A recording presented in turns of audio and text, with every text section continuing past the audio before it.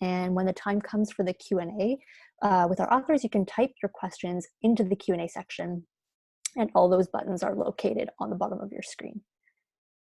We're excited to have you all with us online today to celebrate our two featured authors, Xerar Murphy and Hassan Ghedi Santur, who will be reading from their works Itzel 2, A Three Knives Tale, and The Youth of God, respectively. Following each of the readings, we'll have a short Q&A period with our featured authors where you'll have a chance to ask them your burning questions. We just ask that you put your questions into the Q&A, not the chat box, and I'll make sure to queue them up for the authors. But before we kick things up, we at All It Up wish to acknowledge this land on which we live and work. For thousands of years, it has been the traditional land of the Huron-Wendat, the Seneca, and most recently, the Mississaugas of the Credit River. Today, this meeting place is still the home to many Indigenous people from across Turtle Island, and we are grateful to have this opportunity to work on this land. And we also wish to acknowledge the ongoing support of the Canadian government through the Canada Book Fund, the Canada Council for the Arts, and the Ontario Arts Council, without whom we could not do the work that we do. And of course, all of you, we thank you so much for tuning in today and celebrating indie books, publishers, and our featured authors. So our first author up this afternoon is Xerar Murphy, an interpreter, translator, community activist, teacher, performance, visual, and spoken word artist. Xerar Murphy is also the award-winning author of multiple works of fiction and memoir. Among them, Connie Many Stories, Lilac and Leather, and Last Taxi to Nutmeg Muse. She has published, performed, exhibited, and toured in Mexico, Spain, the US, United Kingdom, and Canada. Brought up in New York and a subsequent resident of both Mexico and Canada, she currently lives in Passamaquoddy territory in Boquebec, New Brunswick. To give you a bit of background on the book that she'll be reading from today, Itzel 2, A Three Knives Tale, is published by Guernica Editions and is the second in a two-part novel, which Sarah will be reading her excerpt from today. Itzel 2 picks up where a Tlatelolco awakening leaves off, following the Mexican student movement of 1968 and the massacre of Tlatelolco. The story continues to follow the intertwined lives of three main characters, Nauta, Itzel, and Basta, who are forever changed as a result of these horrific events, through the cascading outcomes of their desire for agency, for change in themselves and in the world. So with that brief bit of background, I will go ahead and pass the mic on to Sarah. Thank you so much for joining us today, Sarah. Okay. All right. Can you see me? Yes, we can. Good. Okay, because it had happened again that I couldn't see you, so we're good to go then. All right. First, I did want to do some acknowledgments. You said I could do that. In particular, to the funders who, among other things, got me to Mexico for the 50th anniversary of 1968 in 2018, to the Canada Council, New Brunswick Arts, the Alberta Council for the Arts from way back when I first started this. And in particular also, it's a long acknowledgments, but there's just three people that I want to mention here. De mis cuates del 68, my friends from 68, Guadalupe Otero and Jorge Antonio Perez Vega, both magnificent artists who participated in the movements. And secondly, to Armando Salgado, the photographer who changed Mexican history, a very good friend. He took the pictures also used that changed things because they were of the massacre of June 10th, 1971, which is featured in Itzel 2, as opposed to Tlatelolco, and his photos served to make possible Alfonso Cuarón's reenactment of that massacre in Roma. At which I'm going to start with a very personal part of this, in which the narrator, Nota, is recovering, or Nauta, she would be in Spanish, is going through a violent incident from the night before and kind of deconstructing it, so to speak. All right. I will be standing utterly still, my hands vibrating, while he'll answer slowly, very controlled, as if he's walking the proverbial minefield or searching through the rubble of a burned out building. His body's caution, his eyes careful focus, that of the man who knows ordnance, the boy who remembers bombs. No, that's not it, El Flamenco. El Flamenco will say, your reaction. You may not be aware of it, but when he grabbed the knife and you got up, you signaled me to move over, to take up a position in the corner. You were triangulating him, providing for all possibilities. You were staging it, planning ahead, taking control of your surroundings, and you never once took your eyes off him. Believe me, most chavas, gals, wouldn't know to do that, nor even most chavos. And he'll smile then, laugh softly, try to make light of it. And maybe there'll be a moment there I still could have laughed, joined him. But it's the thought of the blade that will do it. I'll be mesmerized, as if I'm back there looking at it, seeing the one steel sharp glint that will spring me into action. And even the meaning of that scene will shift, the memory of what I'd done, what I'd wanted to do. It was my fight, I'll whisper. His bronca was with me. I had to take care of it. It was my job, mine, to determine the outcome. And yes, you're right, I do have experience. I did know what I was doing, and the blade isn't in my corset or in the bra I don't wear where the Brooklyn street whores carry their razor blades. It's here, in my pocket. It's how I've lived. I will not be chattel, I'll go on. I will not be chattel, repeating it between clenched teeth. Though it will likely not have been so elegant, I'm not sure I even know that word chattel in Spanish. It's among the properties of automatic translation that you sometimes clean up and polish the words you're working with in your mind before you even know you've done it. So it will probably be more like, no soy la puta propiedad de nadie. I'm nobody's fucking property, or its equivalent. Because I'm pretty sure I'll use that word puta, though maybe that's the intervening years translating themselves too. Puta is probably the most common adjectival expletive in the Spanish-speaking world, just not necessarily first choice in Mexico. But I like it. Neither puta nor propiedad, neither whore nor property. It still makes great sense to me.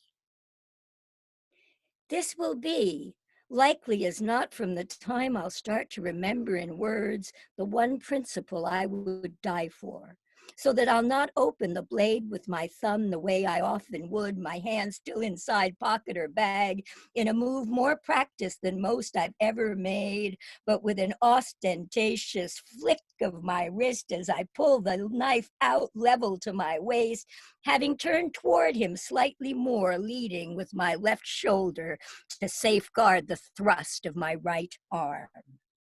And he will have moved away, retreated one step, his eyes still on me. No contrapposto now, but his weight evenly distributed, his hands spread, ready to move in any direction. And I'll let out my breath as I look down at my hand and shrug. Uta, I'll say then, softly, in wonder really, shaking my head and looking from the K-55 in my hand to El Flamenco. You know, I could have killed him. Thank you so much, Sarah. Wow, what a powerful reading. You got my blood pressure up for sure. Love that. So before we open the floor to questions and start our Q&A period, I've got a couple questions from All It Up here that we're burning to ask you, but just a quick reminder to anybody who would like to ask Sarah a question, please pop your questions into the Q&A box below. So we'll get started. Really, I think there's a lot to unpack, obviously, between the two parts of this novel. So I think it's kind of necessary to maybe start with a contextual question from the outset, jumping back to the first part of this book. And while collectively this book is part fiction, the other part is very much rooted in real life events. Obviously, the big one being the Mexican student movement of '68, which sets your novel into motion. For those that haven't read this book, can you explain a bit about why this became a really important moment for the people of Mexico? Yeah, yeah, you could write these great big books about that. So I'll be as brief as possible.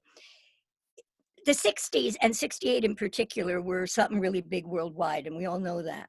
In Mexico in particular, there had not been a mass movement of any sort that was not violently and quickly repressed almost since the Mexican Revolution of 1910, which really lasted for about 10 to 12 years. Mexico was a one-party system that was only resolved in, a couple years past NAFTA, the late 90s. Um, AMLO, who's president now, is the first president from the left who actually got elected. But that movement took to the streets, starting slowly when two demonstrations came together and it was repressed by the police, and it just got more and more and more and more massive. The Olympics were coming up, the '68 Olympics. At a certain point, you cannot repress a mass movement that puts 500,000 people in the street. It's just really difficult. So what they did was they invaded all the schools of the universities, took them over. And then when the next demonstration was called for, only 10,000 people showed up. The army surrounded it and they shot a whole bunch of people. It was so extreme. You should have seen this, the commemoration in 2018 when I was there on my grant. That changed everything. But moreover, 3 years later, the first demonstration that was mounted, and that's the one that's in Roma, when it was repressed, which it was violently again, I was actually on the line of march for that, and that one was partially organized from my telephone, because I had one of the few telephones in my building and a bunch of student leaders living underneath me, right?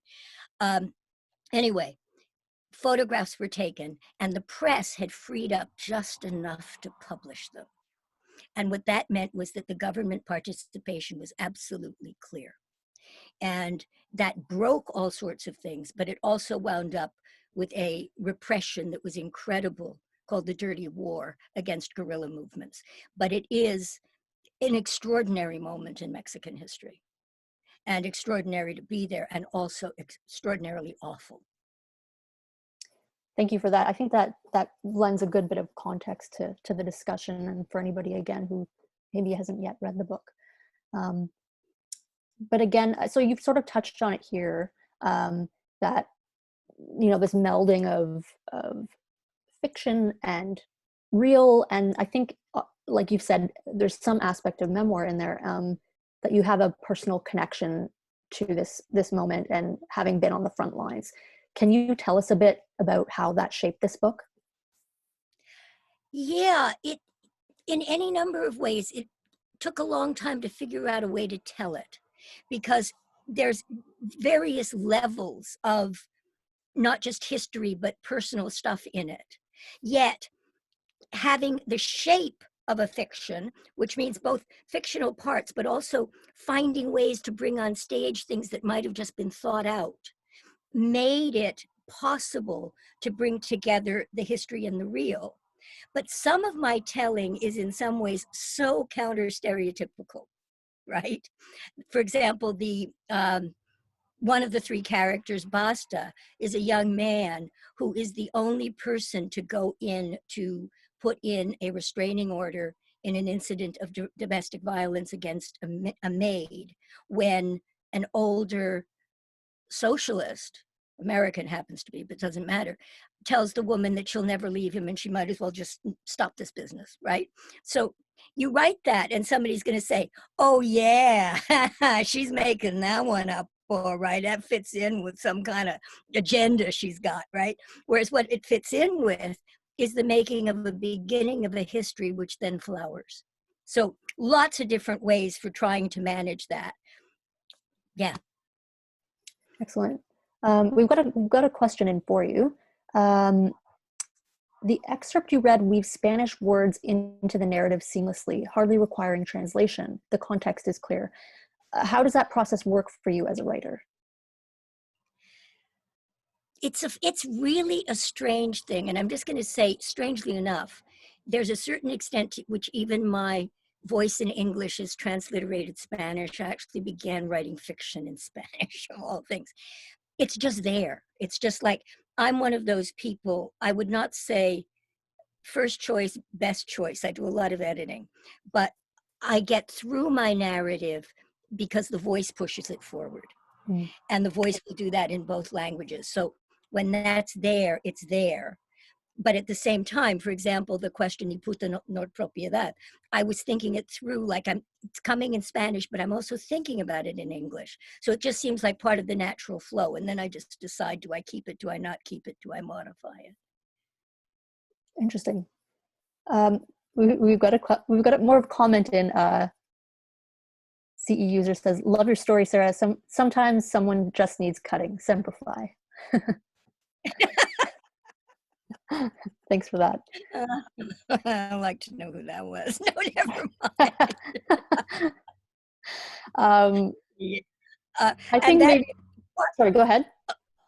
I was just going to add to the comment, part of, especially the second volume, one of the things I did want to work with here, and I did want people to know that certainly part of this is around knowing these emotions intimately. I did want to work with the question of the mobilization and use of rage. That was a very important part of the second From your volume. excerpt there, I think that was very successful. Yeah. Okay. I think maybe tied to language, this is another good question that sort of ties into that. The novel really falls into the style and tradition of Latin American literature. Can you share some of the Latin American writers, either past or present, that have inspired your writing? Some of your favorite books, or even Yeah, there's a portion, actually, Itzel too again, there's a portion in which I actually kind of go through that a bit, like who my people are. The biggest influence, and this will go for all sorts of Latin Americans, was the reading of Julio Cortázar when I was I was reading him by 68. I remember I was reading Rayuela, which is his best known novel, Hopscotch. While I was hallucinating soldiers on the roof about 3 months after the massacre, and right before, about 3 months after the massacre. And I just remember that as, doing that. And that was like, I knew that my Spanish was dead on when I could read Rayuela. But yeah, so he's my favorite. I refer to Cortázar. Sometimes I've done short stories and I throw in Cortázar. I do this, I throw in Cortázar. Whatever that was, it was a profound experience for me with voice. In terms of others, there's a wonderful writer who's not well known in English, a woman named Luisa Valenzuela, who also, but she was an actual student of Cortázar, whose writing I absolutely love. Some is translated, mostly university presses. Of course, I like Garcia Marquez, but he's not my favorite in the same sort of way. A great early, what they call the boom Cuban that I think everybody should read is Alejo Carpentier. And Alejo Carpentier invented the expression lo real maravilloso, the marvelous real, which we have kind of translated as magic realism. But what he said was that lo real maravilloso was the essence of the Americas, meaning all of the Americas, that it is that moment of things crashing together and the horrors and history that it led to, but that in some ways discombobulates everything. And that's lo real maravilloso. So Alejo Carpentier. I'm trying to think of, I could go on too long. I could take up the rest of this time here doing this. Sarah, you've already got my Goodreads list filled. There's so many great recommendations there.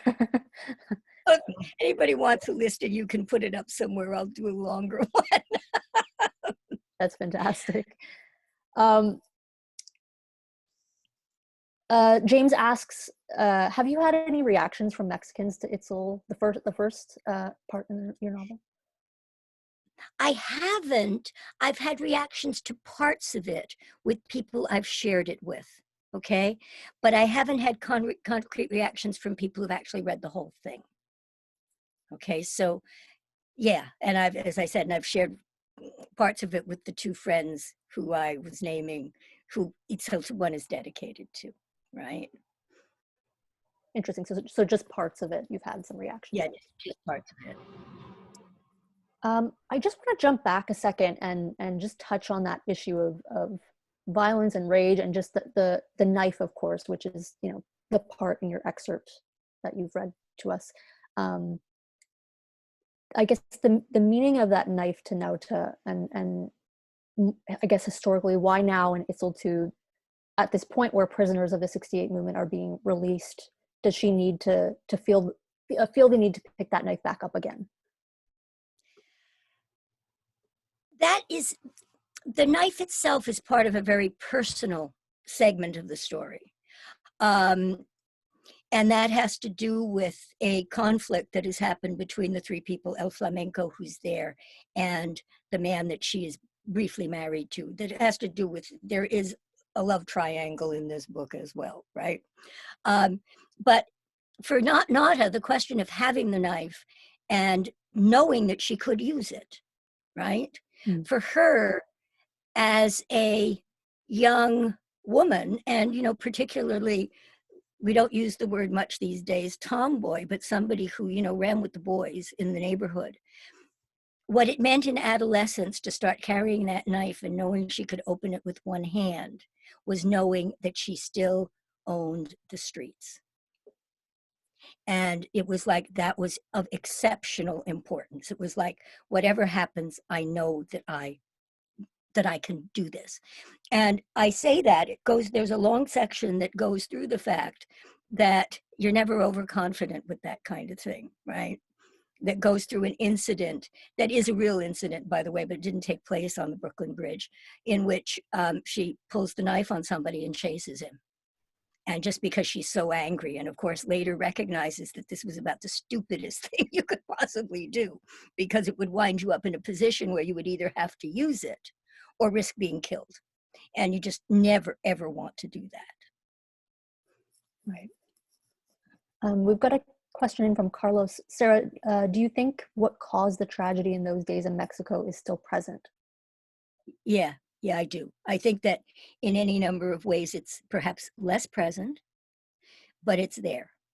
There have been successful changes in Mexico in terms of democratization, also in terms of insurgency. I think the Zapatistas have been incredibly important. By accident, I happened to be there the day of the pronunciamiento of the Zapatista movement, in the day NAFTA came into effect. And that's in the book as well. That's in Itzel too. It's part of the resolution. But yeah, the same stuff is going on still. The levels of exploitation are horrific. And anybody who thinks that Mexico was advantaged by NAFTA, it wasn't. One of the terrible things that NAFTA did in Mexico was allow for the alienation of indigenous land rights that had been safeguarded through the revolution of 1910. And that's why the Zapatistas took their name after Emiliano Zapata. So yeah, they're sure still there. But there's still also a really great resistance. Okay. Right, and I think, yeah, definitely that's something that rises to the top there, something to take away. Mm-hmm. The resistance is there. I guess maybe I'll just remind everybody to kind of get your last questions in through the Q&A. We've definitely got one last one of our own just to wrap the session up. You know, as I mentioned in your bio, you've had experience living in both Mexico and Canada, and I'm just curious to know how much of your own experience do we see filter through Nauta's experience as she lives in sort of both countries? A lot. I think that that's one of the things that I'm doing in the novel that is one of the nonfiction things, is there's a lot of that experience filtering through. There's a lot too. She goes back and forth quite a bit, you know, in terms of how the story is told. It goes very much forward also into her life in Canada. So there's a lot about working with refugees, working with survivors of torture that comes into the book as well as, you know, what was done to the 68 prisoners. So in effect, which is also what did happen to me, I arrived in Canada 3 months before the military coup, the golpe de Estado in Chile. And within 6 months, I was working with Chilean refugees. So that also informs the work. And then later with refugees from Central America. And that filters into Nada's reality. A lot there to unpack, and you've given us so much, both historically and from your own personal experiences. So thank you so much, Sarah. And thank you to everybody else who's put thoughtful questions into our Q&A session today. We'll go ahead and say that. Sorry, go ahead, Sarah. No, I just wanted to thank you and thank All Lit Up for doing this and giving me the opportunity to be here, and to thank the audience and great questions. Thank you so much. We'll go ahead and say that for anybody who'd like to purchase a copy of Itzel 2, and we definitely encourage you to do so, you can find the book on All Lit Up for 20% off with the promo code Reading Room, all in caps. Just enter that code in at checkout. And I'm going to go ahead and pop the link into the chat for you.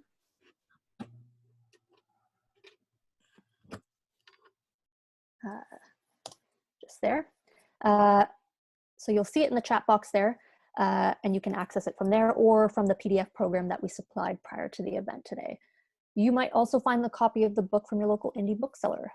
In the chat box, we'll share a link to a handy map of indie booksellers offering delivery curbside and pickup right now. So you can go ahead and check that out in the chat box. Another way to purchase a copy of the book is directly from Guernica Editions, of course. Their website is guernicaeditions.com. Thanks again to Sarah and Guernica Editions for being here with us today. It was a fantastic reading and Q&A.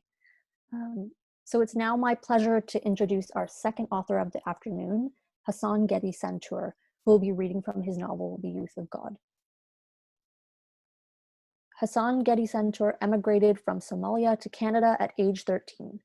He has a BA in English Literature and an MFA from York University and an MA from Columbia Graduate School of Journalism. He has worked as a radio journalist for CBC, and his print journalism has appeared in the New York Times, among others. In 2010, he published his debut novel, Something Remains, and is currently working on his third novel, Other Worlds, Other Lives. And to give you a bit of a background on the book today, a finalist for the Pius Adesanya Memorial Award for Excellence in African Writing in 2019, The Youth of God tells the story of Noor, a sensitive and academically gifted 17-year-old boy growing up in Toronto's Somali neighborhood, as he negotiates perilously between the calling of his faith and his intellectual ambitions. Trying to influence him are a radical Muslim imam and a book-loving, dedicated teacher who shares his background. In its telling, this novel reveals the alienated lives of Somali youth in an environment riddled with crime and unemployment, while still in the grip of bitter memories of a home left behind. This intensely moving novel is also a powerful allegory of the struggle for the soul of Islam in modern times. So with that, we look forward to this reading, and we'd like to welcome Hassan Ghedi Santur. Welcome, Hassan. Hi, Leyla. How are you? I'm great, thanks. How are you, Hassan? Thank you for the warm welcome and the warm introduction. And I just wanted to say hi to all my fellow Canadians. I'm very far away. I'm currently talking to you from Nairobi, Kenya, but it's been really hard to be away from home in this very difficult time. And I send my best wishes to all the Canadians who are either sick or who have lost loved ones. So my condolences and my well wishes to them all.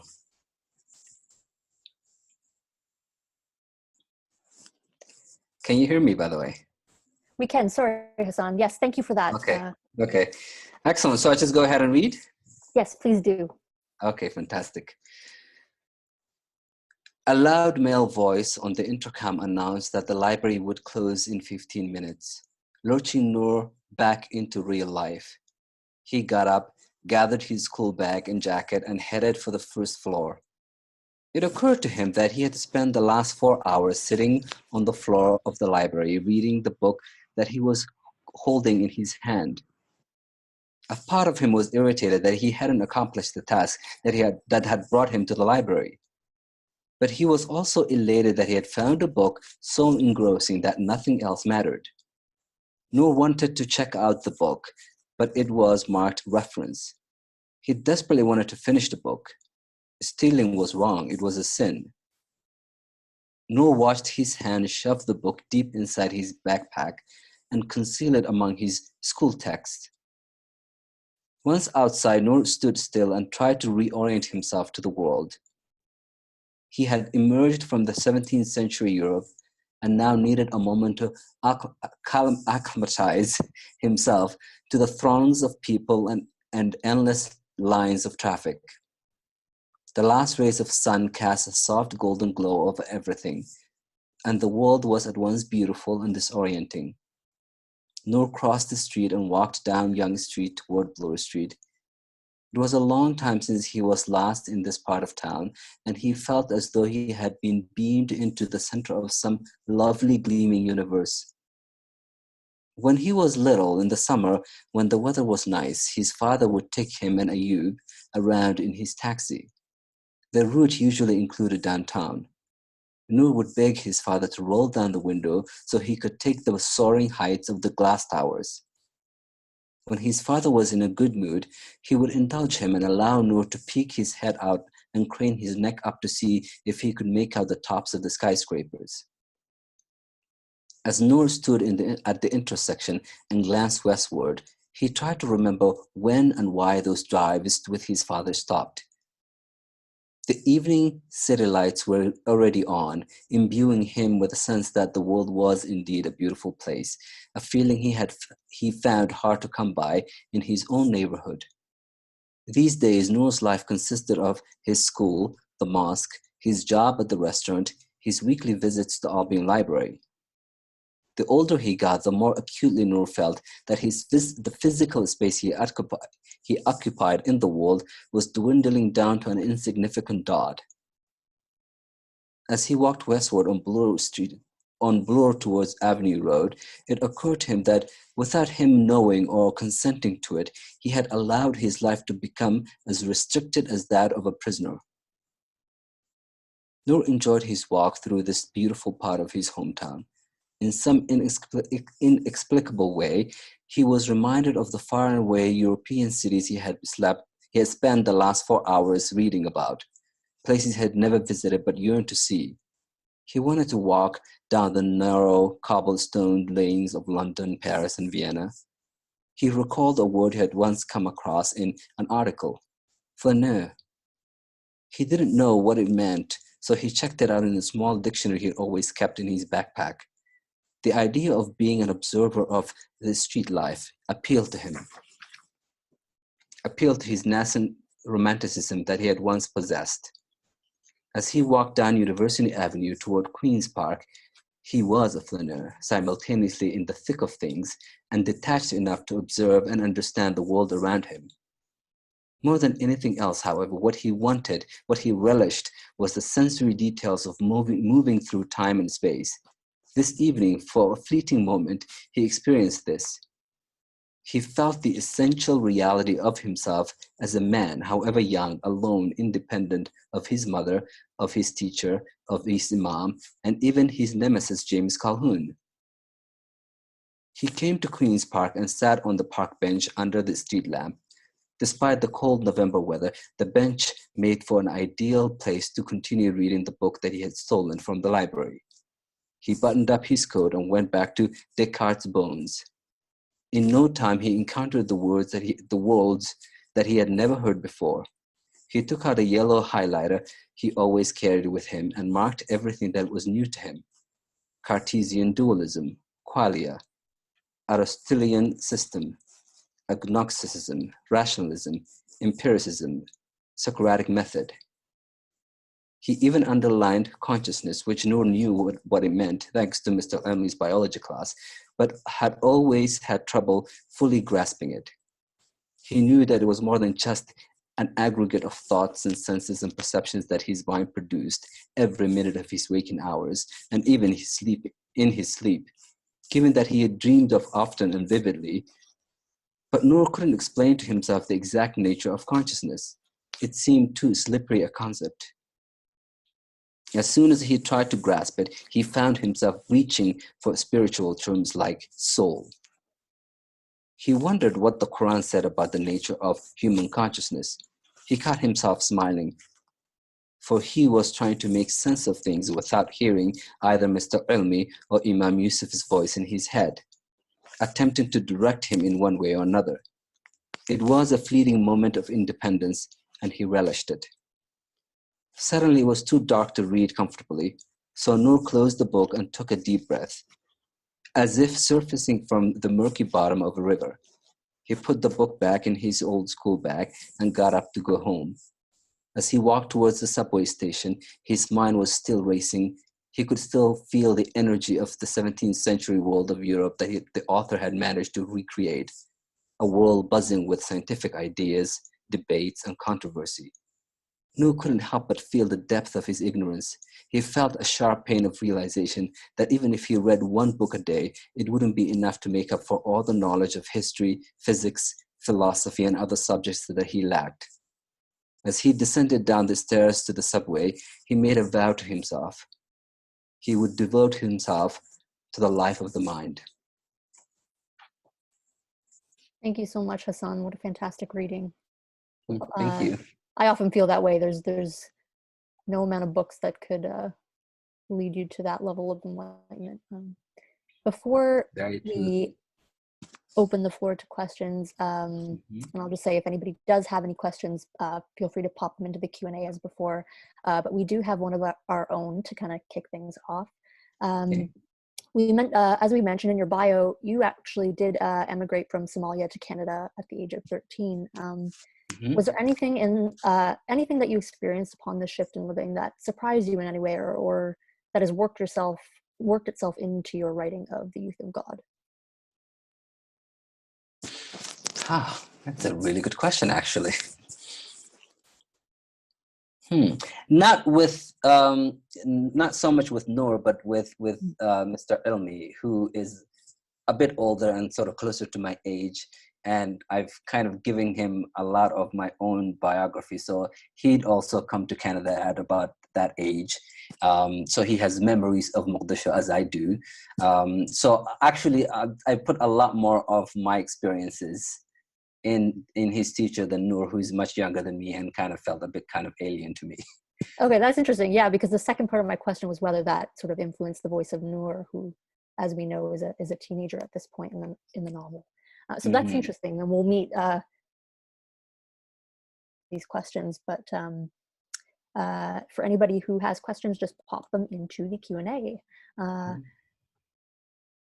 So the question between Mr. Ilmi and Noor, that there's a connection between the two, and I'm hoping you can explain a bit about that relationship and any parallels that exist between those two characters that really draw them together. I think the obvious one is that they're both of Somali origins who are now living in Canada. One was born there, the other one immigrated. And I think for Mr. Ilmi, Noor reminds him of a younger version of himself who was intelligent, curious, loved books, had an incredible sort of curiosity about the world. And I think part of him really wants to. Another thing that he sees in Noor is that Noor is very ambitious and wants to become a doctor.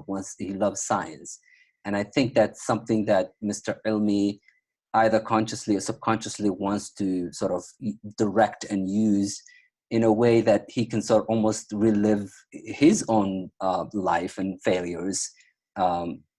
It's almost like living vicariously through this young man because he sees so much potential in him. So that's, I think, something that the two have really in common is this kind of deep connection that's based in a love of science but also can also seem slightly, I don't want to use the word disturbing, but definitely has a tinge of like wanting to almost use him to fulfill something that he can no longer have.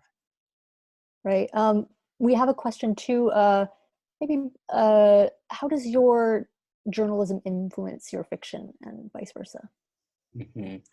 Well, actually, the great thing that as I was listening to Sarah reading is that so much of her fiction is imbued with history and what was happening at the time and of social uprisings and politics, and I feel like my fiction and what I want to continue writing about is fiction that is of the moment, that is, you know, that doesn't shy away from dealing with the big issues of our time, whether it's in my case terrorism, and you know, the sort of the tensions between the West and the East, and all this stuff that is such a part of our lives these days.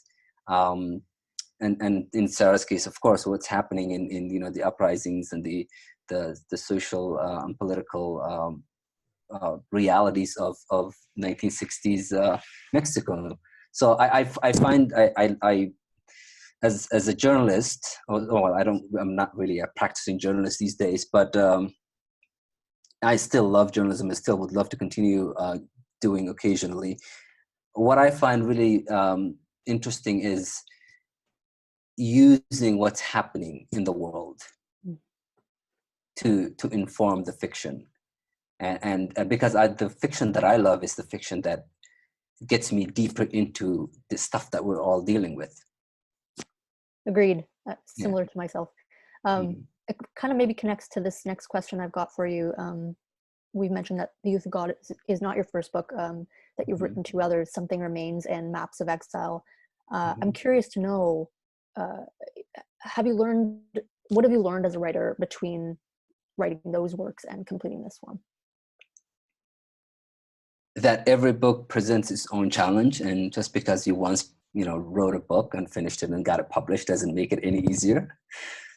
You know, I hate to be such a downer about it, but for younger people who want to start writing their own books, every book comes with its own challenges, and trying to figure out sort of the chemistry and the architect of each narrative can be it can take a while, and it can be very frustrating. So just because you've written two novels doesn't really make the third one any easier, which is something that I'm unfortunately beginning to discover now. Right, you're working on your next novel. Yeah. So I wish that somehow, I guess you, in some ways, sort of, the thing that you learn is that it's fine. The frustration, the feeling of being lost, the feeling of like, is this ever going to be done? Is this even worth writing about? Just knowing that passes and that you'll get through it, I guess, is an education in itself. So that's actually a good thing. So that I would say is what you learn, is not to freak out. It's all part of the process. Exactly, yes. I think maybe just to harken back to something you just mentioned in sort of tackling sort of those tough political issues in the world, and doing that through writing. You mentioned before that this book sort of serves as a strong allegory for the struggle of the soul of Islam in modern times. And I think that you sort of see this in the conflicted relationship between both Nur and Mr. Ilmi on the one hand, and Nur and Imam Yusuf on the other. And really, the passage you read, I think, stands alone to highlight this. But just wondering if you can take us deeper into what we mean when we say struggle of the soul of Islam, and how that we see that sort of struggle sort of exemplified through Nur's character. Yeah, that phrase actually, it wasn't like I can't take credit for it. I didn't coin it. It was a phrase that was bandied about a lot right after 9/11, and everybody was sort of in a state of trying to figure out what on God's earth is happening, and as if terrorism was a new thing that no one has ever seen before. It's been part of human nature for a long time. But one of the things, I remember doing a radio documentary, a 2-part radio documentary for CPC Radio. That was called, I think it was called On Being a Muslim in the West. And the conceit of it was that I was going to interview all these people, all these Muslims, all these writers and professors and researchers. And one of the things that kept coming up a lot was this idea of there is a struggle for the soul of Islam. And that there's one wing, which is the rationalist, the wing that believes in science and modernity and being a part of this world that we live in. And there's the other wing, which is what wants to basically essentially turn back time and turn us back into the time of the Prophet and the so-called sort of golden age of Islam. And so that there's this struggle, and that Islam is sort of stuck in real Islam is stuck between these two warring forces, and in a sense, young people, in this case Noor, is kind of stuck between these two factions who are both kind of vying for his essence or his soul. So that was really kind of the animating. I don't want to sort of get highfalutin about it, but the kind of the intellectual kind of pursuit was like, who gets to win this soul, this young soul? Yeah, definitely. I think that in the reading of it, that Noor's character definitely is sort of how we see that sort of the sort of rift between the two. We've got another question. You mentioned that you enjoy fiction that explores current events. Can you recommend any books to our attendees tonight about that? Oh, wow. Very good question. I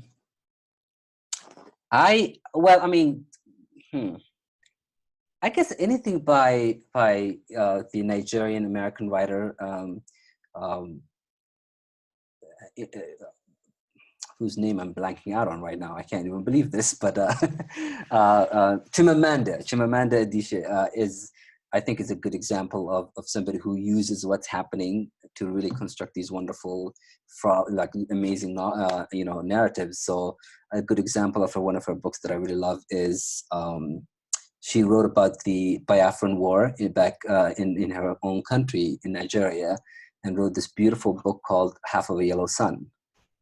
And then once she moved to America and had a kind of a first row seat to American politics, especially about race and about contemporary sort of tensions between different races and different cultures, she wrote this really wonderful, funny, satirical look at America called Americana. So she's somebody that I kind of sort of see as somebody that I would love to emulate. That ability to see what's happening around you and then construct a narrative out of it. I find it really quite an interesting challenge, and I think the result can be really interesting. Awesome. So hopefully we've got attendees taking that name away for their TBR lists. Well, I think we've got just time for one more here. For those that are unfamiliar with Somali communities, both within Toronto and across Canada, what can they take away from this book, or what are you hoping that they take away from The Youth of God?